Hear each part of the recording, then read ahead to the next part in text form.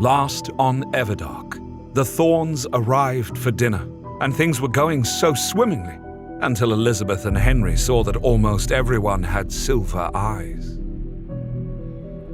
Everdark, Episode 50, Vampire Boys. Balthazar was rarely speechless, but this was one of those rare occasions, and it was all his fault because he could have easily made it so the Thorns had not noticed the matching silver eyes. He could, in fact, do that now, but he had promised Christian he wouldn't use his mind control powers on Elizabeth and Henry. His eyes flickered to his fledgling. "What do you want me to do, Christian?" Balthazar sent telepathically. "Reading your mind at this moment would clear things up, but you would not forgive me for it. A violation of your privacy when things are so very emotional." "Mom, Dad, Balthazar isn't responsible for this," Christian began. "But I am. Your eyes are silver because of me," Balthazar sent. But Christian was not looking at him at that moment. He was staring at Julian rather helplessly. Balthazar wanted to be the one to swoop in and save the day, but he knew that wasn't his role here. He was there to pick up the pieces if things shattered. Julian stepped forward. "Elizabeth, Damon and I don't have silver eyes. See?" That was a mistake, though, because she then focused on Julian's changed eyes, a nearly glowing purple. Balthazar wondered if Julian realized how otherworldly he looked. She reached a hand up to touch Julian's face. Her fingers slid along that cut glass cheekbone right beneath the brilliant, sparkling, almost indigo eyes. "But you too are different. No, I don't understand this. Are you both wearing contacts? But why would you do that? Yet they don't look fake." She let out an uncomfortable laugh, but there was this look of awe, or perhaps fear. "Elizabeth, Henry, let's have some more champagne and something to eat. Maybe even sit down," Julian said, putting an arm around her shoulders. "We can talk about everything." "There's an everything to discuss?" Her eyebrows went up. "Oh, my dear, you will not believe what that everything is," "Yes, honey, let's do that," Henry said, his discomfort showing. He saw the silver eyes too, but it didn't look like he saw it as nefarious as did his wife. Yet he likely thought there was some rational explanation for all of this, while Elizabeth sensed a deeper truth. "But Henry, look at them!" She gestured to the rest of House Ravenscroft in their elegant finery. "Who are they? What have our boys gotten into?" Henry, though, gently clasped her arm and brought it down. He looked embarrassed. "I don't think this is the way to address things. These people are friends, clearly, of Lord Ravenscroft, and—" "I know you think I'm making a scene, but something is going on here," she said, though her voice lowered. Balthazar was hugely impressed. She had sensed something was off, and she didn't let it go like so many people did. "Mom," Christian finally spoke. He licked his lips, and in those silver eyes Balthazar saw fear and hope and uncertainty. "we'll explain. Let's enjoy ourselves for a moment, okay? "Enjoy." It's not bad. It's not at all like whatever you're thinking. Believe me. You couldn't imagine what it is." Christian told her. She stared at him for long, aching moments. Finally, she nodded reluctantly and allowed Christian and Julian to take her and Henry over to the seating area around the fire. The other members of House Ravenscroft stood silent, worried, and unsure what to do. This was a mistake. I should have made it a private dinner, Balthazar thought, but everyone wanted to meet them. Since Christian is my fledgling, it makes them more interesting and essential to the house. But I should have known to start this slow. "Should we go?" Ridley asked him. She'd dressed up in her favorite outfit of black pants and a sparkly black shirt that hung off of one shoulder. She'd even put makeup on and tried to get past her fear and grief for Heath and her mistress. It looked like she too had been excited to meet Christian's parents. Balthazar put his hands on her shoulders. "This is going to be a difficult night. For now, just keep people nearby, but not hawking over them. Once they realize what we are." "They'll be afraid. All those predators around them." Riley cast her gaze around the room as if seeing it through the Thorns' eyes. "I'm sorry, Balthazar. We all should have realized how it would be. But we hoped—" "I know," So did I, and it was my responsibility. No, you can't do everything. She interrupted gently but firmly. We all are responsible, and we need to think ahead. He wondered if she meant just about this, or if she was thinking about what Heath and Celine had done. I know you have a lot on your minds, but perhaps you could pass the word on to the others, just to hold off, Balthazar suggested. She nodded. Of course. He let her go, and intended to go himself to Christian's side, but Arceus stepped over to him. Balthazar's stomach flipped. Ever since last night, he had been dreading being alone with the vampire confessor. Arceus saw something was very different about him, but had he any idea about the truth? It wasn't just Christian who was coming out, so to speak, that night. The vampire confessor stroked his beard and followed the thorns with his eyes as Julian and Christian settled the parents down. Damon moved with sinuous ease to lean against the fireplace's mantel. His red eyes showed interest, but no alarm. Balthazar knew that the vampire king would sweep in at a moment's notice to save Julian if necessary. But can he save him from heartbreak? There is no physical threat here, just an emotional one. The staff topped off their glasses and put little delicacies, like small toasts with cream cheese, shrimp with mango chutney, and bites of fresh cantaloupe wrapped in prosciutto before them. The parents and their children, for Julian was as much their son as Christian was in Balthazar's estimation, started to talk in starts and stops about the room, the food, the drink. All were complimentary, but it was the most awkward of small talk. Balthazar knew he needed to join them, but found himself curiously reluctant to break this moment of normalcy before everything shattered. If my parents could have gotten past the idea that I was one of the devil's minions, what would they have thought of me being a vampire? Then again, my master was Roan Tithe. He wouldn't have shared me with them. We should have strategized this a little better, I think. Arceus murmured with a half smile. Though I'm not sure we could have anticipated all of it. We had no time. Too much else is going on. Some would find it crazy to do this now, but better like this than one of the Order's goons attacking them, Balthazar offered. Speaking of those, I interviewed the 2 Order members that Julian took out last night. Arceus said. I'm interested in what you found out, but maybe not now. Balthazar let out an uncertain laugh. I don't think I can take any more bad news. It's not bad. Well, it is, but it will make you feel better about all this. They were definitely sent to kill the Thorns, Arceus said as he crossed his arms behind his back at the wrists. Balthazar's head snapped around to him. He had suspected this, but somehow to hear it was different. Is Caemon insane? Arceus shifted his shoulders, and a look of shame crossed his handsome features.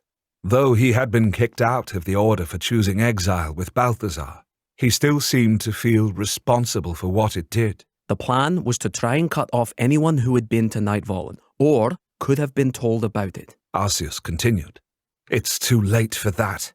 Damon is here, and not going away. His voice rose at the end, causing others to look over at him. He gave them a wave and lowered his voice. Too many people know about him. But if he and all of us were eliminated, then maybe it wouldn't be too late. Even those who had seen him would stay silent out of fear. Arceus said. But eliminating us is not so easy. The fact that Julian, who has just been turned, was able to fight them off using multiple powers has unnerved them. So they believe in Damon? Not yet, but I would like your authority to ask him to face them. Arceus said. My authority? Damon isn't under my authority. Balthazar let out another uncertain laugh. You have more than my permission to ask him, but he will do what he will do. Arceus was quiet for long moments, and Balthazar almost knew what was on the tip of his tongue. Questions he was terrified to answer. Balthazar's hands were sweating. He never sweated, but he was now. He'd been bold as brass going up against the council after killing Roan, but Arceus's reaction to his deeds told him that he had been in the right. The other man was his moral compass in some ways. But now, if Arceus disapproved of who he really was, he wasn't sure what he would do. Arceus turned to him. I should have been with you tonight, helping you with this. Balthazar let out a breath and shrugged. though the movement was so tense that it was more of a jerk of his shoulders. I wasn't exactly allowing you to, Because you were afraid to tell me something significant. Arceus said. His eyes were kind. He looked at Balthazar like a father would a son. That's how I've seen him all these years. My father was more interested in his port than me, and I pretended not to care. But Arceus has been there since the first moments of my second life. Do you know do you know who I... Balthazar swallowed. Damn it. You know, don't you? You know who I was. And this was not the time for him to break down. He should lie. He should push Arceus back. But the vampire confessor was using this moment when lying would be impossible to get him to tell the truth of it. Arceus's hand gripped his shoulder. I know who you are. That is what is important. I'm your friend. I am a grateful member of your house, and I am a proud bearer of your bloodline. Iros. If you're curious about how the ongoing stories work on my serial site, wraithrain.com, here it is. I am always writing 3 or 4 stories at the same time. I write between 12 and 15 chapters worth of updates to these stories every single month. That's at least 40,000 words, and oftentimes it's more. The moment a chapter is done, I post it for my members to read and react to with comments. How do member comments affect my writing? A ton. I look over the comments for the latest chapter before starting to write the next one. It gives me a good jumping off point. They tell me what's working, what's confusing, and what members want more of. Balthazar's eyelids shut for a long moment. That name, coming out of Arceus's mouth, made it completely real. More real than Damon calling him that. Because Arceus was only a part of his second life, not the past. When he opened them, he focused on his old friend. He turned and gripped the vampire confessor's shoulder. His smile was still a little tremulous, and his heart was beating too quickly. He was relieved. So relieved, but he couldn't quite believe it. I should have known, of all people, that I could trust you not to turn away from me, Balthazar said. After all, I've done just this life. You've done good things, Balthazar, and I think that you'll do great things in the future. It was not a coincidence that brought our king to your door, Arceus said. Balthazar's gaze was drawn to Damon. The king gave him a subtle nod and smile, which Balthazar returned. Everything is going to change, isn't it? Balthazar asked. I think so. And I believe for the better, but there will be difficulties. He tipped his head towards the group around the fireplace. Yet, in the end, there will be acceptance, and you will be at the forefront of that. Speaking of being at the forefront, I should get over there now. I have no idea how this is going to go, but I intend to be with Christian every step of the way, especially if this part does not end well, Balthazar said.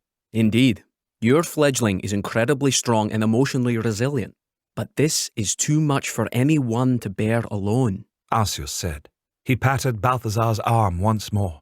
I will help Ridley keep the others in line. I think they are just as excited to have human parents in this house as they are to have their king. It's different, having such young fledglings here, isn't it? It's been too long since we've added to House Ravenscroft, Balthazar realized. It has, Arceus agreed. But there had been valid reasons for that. Balthazar himself had not felt ready for a fledgling, and the exile had made him leery of bringing any more of their kind into the world without access to the Everdark. But now he saw that it had been a mistake. They needed to grow. And there was no shame in being an exile, not if being on the inside meant allowing a creature like Roan Tithe to live. And they would have access to the Everdark now. They would be allowed into its greatest city, Nightvarlen, the city of the king. All in all, Balthazar thought that Sophia would not be the only vampire to ask to join his house in the coming days. It might be time for you to take a fledgling, now that you aren't in the Order any longer, old friend. Balthazar half teased. Perhaps. Arceus gave a rather impish grin. But I find I have my hands full with a certain vampire lord. You've always been there, Arceus. Without you, Balthazar swallowed. Without you, things would not be as they are today. I have faith in you, Balthazar. Go to Christian. Face this head on. No matter what happens, you are the master of this house and that young man. You will do what is right. Arceus said. Arceus bowed to him, which had Balthazar feeling both strange and proud before he went off after Ridley. Balthazar, feeling relieved and more himself than he had in a long time, smoothed his hands down the front of his suit and went over to the sofa and chairs where everyone was seated making stilted conversation, except for Damon, who was looking on silently. Balthazar plucked another glass of champagne off the silver tray and smiled at everyone. The conversation abruptly ceased as he did so. This gave him an opening to speak up and ease this burden on Christian. We're very excited to have you here, Henry and Elizabeth. Everyone is, in fact, a little nervous. We, me especially, want to make a good first impression, but I'm afraid we haven't, Balthazar said. As head of House Ravenscroft, I am responsible for that. But I was thinking more of my people's eagerness to meet you than how it would seem from your position, and that is my fault entirely. He put a gentle hand on Christian's shoulder. Christian looked up at him gratefully. The strain on his fledgling's face was evident. From a touch of minds, he realized that Christian did not know how to tell them what they all were. His fears bounced from them simply not believing him to them believing, but loathing them more. And Christian thought this the worst possibility, that they would blame Julian for this. He believed his best friend had already blamed himself too much already. Balthazar glanced at Julian, who also looked like he wanted to get up and start pacing. Julian was perched on the very edge of the seat, and his muscles were tense. Damon's gaze was on Julian's stiff back, and a faint frown appeared on his lips. Why do so many people live with you, Balthazar? I assume you would not have brought this many guests to a dinner party just for us. Henry guessed. Are they all your family? Balthazar tensed a little. The problem with all these questions was that they danced around the reality of them being vampires. Until that was cleared up, he would be riding the line between truth and lies. In a way, Balthazar finally said, we are not related by familial blood, but they are my family in all other ways. Elizabeth was frowning deeply. Is this some sort of religious organization?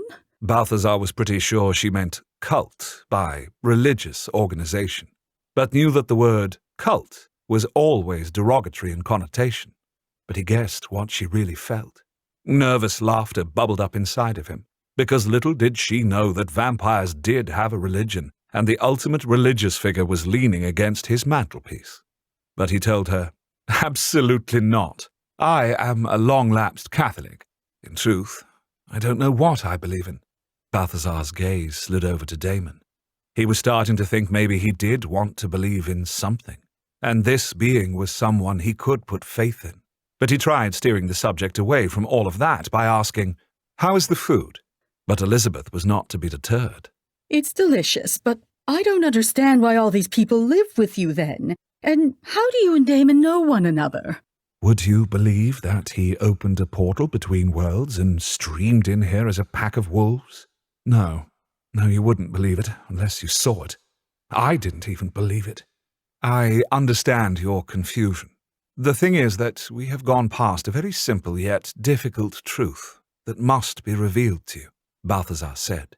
He got down on his haunches beside the chair that Christian was in. Do you want me to tell them? I can tell them. You don't even have to be here when I do, but it must be done. Christian's eyes went wide. He saw a momentary flicker of hope that he could leave the room and perhaps avoid their bad reaction to finding out what he really was now. But his Christian was too strong to do that. Christian shook his head. No, I want to be here, but I don't think I can do it. I don't want you to do it. They'll blame you, and no one is to blame. Julian, where do we start? How? I thought I knew, and... He let out a pained laugh. I'm always the logical one about things, but I can't seem to find any comfort in facts right now. Julian rose from his chair and went over to Christian as well. This is my fault, all of it. I'll tell them. Both Henry and Elizabeth were looking between the boys, unease writ large on their worried faces. It's not your fault, Julian. It's amazing what we found, what we are, what all of them are. I just can't. He turned towards his parents. I want you to see that. I so want you to see. Honey! Elizabeth was about to get up to hold her son, but Julian gestured for her to sit down. Wait, just wait, Julian said, likely guessing that they might not want to be so close after the big reveal. Julian looked at Damon for a moment as if gaining strength. He let out a long breath and smiled at the two people who had been his parents for over a decade. We found the city of Palestone, Julian said simply. Henry let out a little cough laugh. Wait a minute. That's what your mother called the abandoned vampire city. Yes, except it wasn't abandoned. Not altogether. Julian slowly lifted a hand towards Damon. Damon was asleep there, in a deep, deep sleep. Asleep? Wait, what are you saying here, Julian? Henry asked. He spread his hands towards everyone in the room, including Sophia, who had situated herself by a tray of canapes. We found the vampires. Elizabeth let out a short, sharp laugh. Oh, Julian, you're kidding. This isn't the time for jokes like this. I don't think he's kidding, dear. Henry said slowly, his eyes fixed on Julian without blinking. Julian, I know you believe that such things exist, but I think that belief is being taken advantage of. I will show them, Julian, Damon said suddenly. Show us what? Elizabeth turned in her chair to look at him. Damon pushed off the mantle with a slow, graceful movement. His eyes glowed like the red embers of a fire. His blood-red lips parted to show his teeth and his fangs as they extended from the roof of his mouth. Those things, in addition to his black hair and ghostly white skin, signaled vampire so strongly that no one could have missed it. Henry and Elizabeth did not. Henry was out of his chair and by his wife in a moment. She remained seated. Whether too shocked or frightened to move, Balthazar did not know. This is some kind of trick, Henry said. It's impressive, I grant you, but there are no such things as vampires. It's not a trick. You know it's not. Julian told them, his hands clasped together in front of him so tightly that his knuckles were white. Julian, the fangs could be implants, the eyes could be contacts, and... The howling began at that moment, cutting Henry off. First it was one howl, mournful and wild and seeming to come from outside. Then there was another, and another, and another, until all one could hear were these blood-chilling howls. They filled the entirety of the room. Damon's eyes glowed an even more sulphurous red, and then he spread his arms to the side. He became a negative image as wolf after wolf jumped out of him and into the room. Elizabeth let out a shrill cry of fear and clutched her husband. Henry curled protectively around her. Neither of them looked away from Damon. More than 100 wolves were in the room, brushing against their legs, swirling around chairs and tables. More than a few were pushing their heads under Julian's hands for petting, which he obliged, even as he watched Christian's parents with fear in his eyes. But then a single white wolf, with Damon's blazing red eyes, separated itself from the pack and approached the thorns. Elizabeth rose up from her chair and took a step towards it. Henry tried to hold her back, but she gently shook him off. No, Henry. I must know, she said. With a shaking hand, she reached for Damon. He did not growl at her or bare his teeth, but just waited. Slowly, she lowered her hand down on top of the soft, white head. Her fingers flexed in his fur. He's real. Oh, God, Henry, he's real, she whispered. Her husband slowly reached over for another of the wolves, this one black as night, but also with those red eyes, and barely brushed a hand over his back before snatching his hand away. Henry, Elizabeth, this is no trick, Julian repeated. But if he's a vampire, how can he turn into wolves? Elizabeth asked as she petted Damon's head. There are 11 vampire bloodlines, Balthazar said. Each has a different power, from mind control to shape-shifting and many, many in between. Damon has all of the gifts because he is our king. King? Henry's head lifted in surprise. Yes. Julian and Christian brought him back. at great price, Balthazar explained. Brought him back to you? Elizabeth caught on right away, as Balthazar knew she would. I am a vampire too, Elizabeth. In fact, he paused and licked his lips and placed a hand on Christian's shoulder and another on Julian's. In fact, other than yourselves, everyone in this room is a vampire. Understanding dawned on her face first, followed by Henry getting it and sinking down into the chair she had vacated with one hand on his forehead and a groan exiting his mouth. You turned our boys into vampires? She whispered. Balthazar nodded and answered simply, yes. Join us next time for episode 51, Leaving Home. I just wanted to remind you about our audiobooks, which are also in the shop. The audiobooks for Everdark are downloadable MP3s of the uninterrupted and uncut chapters. As you have experienced, getting the uncut chapters is becoming more and more important as we get further into the story. We've had to make a lot of cuts recently to make it PG-13 for anyone who might find it. Since it's a vampire story, it gets gritty and graphically violent at times, and of course, quite sexy with two vampire couples.